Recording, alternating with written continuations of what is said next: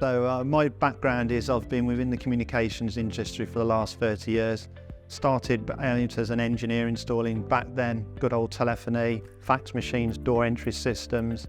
I've always been interested in audio and I wanted to branch out into that area. So Lister Communications are based in Stonehouse, Gloucestershire. We've been in business now for 30 years. We've had loads of experience installing mobiles, telephony, and we employ 30 people. The service we provide at Lister Communications are hosted telephony, multi-net data SIMs, CCTV and intercom systems as well.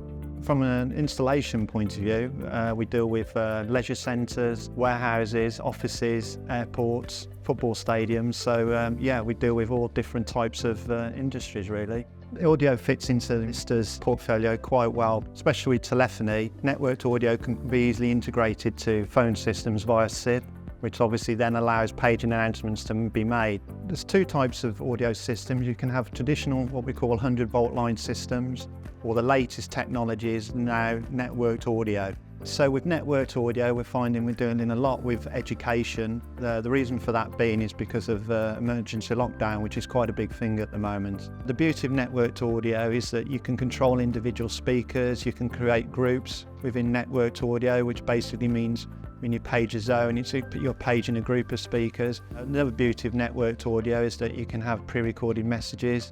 Those can be triggered by, for an example, telephony, push buttons, or even desktop software. So what would happen is if inquiries would come into the business, I would then speak to that person to find out what their inquiry required. I'd then obviously arrange with that customer to arrange a site survey.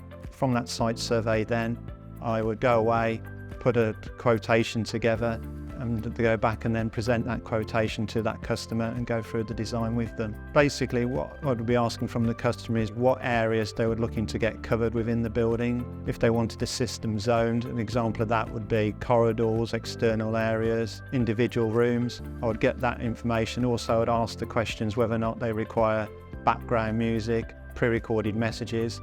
From that information they provided, then I would then go away, put a solution together, and then go back and run through that solution with them. If you need any help at all, please contact me, Martyn Phillips at listercommunications.co.uk, and I'll be in touch with you straight away.